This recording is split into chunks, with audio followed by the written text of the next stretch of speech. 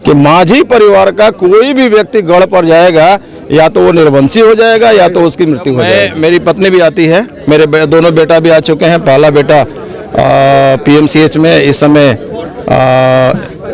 PG का छात्र है और दूसरा एमबीबीएस कर रहा है।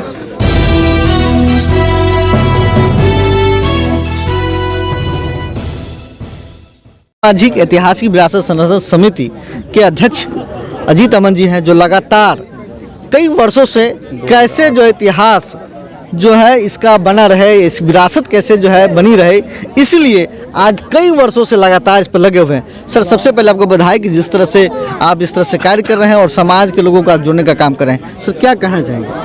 सर, सबसे पहले जब मैं यहाँ पर 2008 में आया था तो हम 3 मित्र थे, कामता मान जी, राम नरेश राम और मैं। और जब यहाँ पर हम लोग आए थे, माझी गांव में गए थे और वहाँ जब हम लोगों ने इस गढ़ के बारे में चर्चा किया, बताया, तो कोई भी व्यक्ति इस गढ़ पर आने को तैयार नहीं था। और इतनी डर फैला दी गई थी, इतनी भ्रांतियाँ फैला दी गई थी कि माझी परिवार का कोई भी व्यक्ति गढ़ पर जाएगा या तो वो निर्वंशी हो जाएगा या तो उसकी मृत्यु हो जाएगी। लेकिन उस मिथ्य को तोड़ते हुए मैंने कहा कि ठीक है, हम तीनों आदमी चढ़ कर देखते हैं क्या होता है, तो जो परिणाम होगा देखा जाएगा। फिर उसके बाद 2008 से लगातार हम लोग आते रहे और आप देख रहे हैं ये जो भीड़ है ये आपके सामने है। और सर, यहीं पर रुकते हुए मैं बात लेना चाहूँगा, जिस तरह से ये कहा गया था कि निर्वंशी हो जाएंगे या मर जाएंगे, मैं आपसे आपके परिवार के बारे में जानना चाहूँगा, क्योंकि आपके परिवार पर किस तरह से असर पड़ा, इसको जानना चाहूँगा। मैं सबसे पहले मैं आपको धन्यवाद देता हूं और ये कहता हूं कि इस जगह पर जब मेरी पत्नी भी आती है, मेरे दोनों बेटा भी आ चुके हैं। पहला बेटा पीएमसीएच में इस समय पीजी का छात्र है और दूसरा एमबीबीएस कर रहा है। तो मैं ये कहता हूं कि मैं दूसरे की मदद करता हूं तो मेरा भी मदद हो जाता है। मैं यही पर रोकना चाहूँगा कि जिस तरह से कहावतें थी कि यहाँ पे जो लोग आएंगे वो निर्वंशी हो जाएंगे, नहीं तो मर जाएंगे, तो ऐसा इनका साफ तौर पर सबूत है कि जो लोग यहाँ पर आए हैं उसका सबसे पहला उनका परिवार सबसे पहले समृद्ध हुए हैं और इसका एग्जाम्पल लेंगे, इनके 2 बेटे डॉक्टर बने हैं। तो अगर आपको भी लगता है कि अगर इस धरती से इस तरह से है तो आप भी जरूर आए और उसका ज्ञान की धरती जो है मकरा माझी का ये गढ़, जहाँ पर जैसे लोग आते हैं उनके परिवार जो है लगातार बढ़ते हैं। तो यह आपने अनोखा असर पहल किया है और आपका जो है 2 बेटा डॉक्टर भी बना है इसी धरती की वजह से। 2 बात और बताना चाहता हूँ। ये माझी और माझा 2 भाई थे और बड़े वाले की शादी माझा एक और भी गढ़ है वहाँ हो गई, वो भूमिहार के यहाँ हो गए तो वो तुम भूमिहार हो गए और ये माझी यहीं रह गए और यहाँ इनको किसी तरह से इनका वंश चला नहीं। और इनकी शादी बलिया जिले में हुई थी, उनकी तो गोपालगंज के माझागढ़ में हुई थी, इनकी बलिया जिले में हुई थी।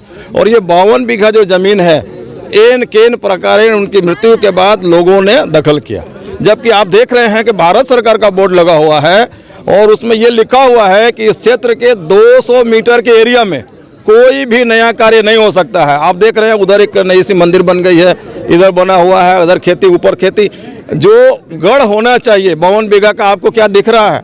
ये 52 बीघा का गढ़ है, ये चारों तरफ से इंक्लोजमेंट है। और मैं ये कोशिश कर रहा हूँ, मेरे खुद के प्रयास से नहीं, यहाँ के जो हमारे वीर बाकुड़े हैं, मैं उनके प्रयास से इस जगह को तनाव मुक्त और आक्रमण मुक्त कराना चाहता हूँ। ये हमारी कोशिश है कि ये मुक्त हो जाए और सबके कार्य में आए। कोई मेरे काम के लिए, क्योंकि मुझे कोई फ़ायदा इससे होने वाला नहीं है, मैं नौकरी पेशा में हूँ, फिर भी अपने समय को काट कर इस समय को देता हूँ, यहाँ के लोगों को साथ में लेकर चलता हूँ और सब लोग मेरा भरपूर सहयोग करते हैं। उनके सहयोग से हम लोग आगे बढ़ रहे हैं। जी सर, एक और बात करना चाहेंगे कि आगामी योजना क्या क्या है? सर, आगामी योजना मेरी ये है कि इस गढ़ का पेपर निकलवाया जाए और इस गढ़ का जो 5 खंड में नक्शा है वो नक्शा मैंने हासिल किया है।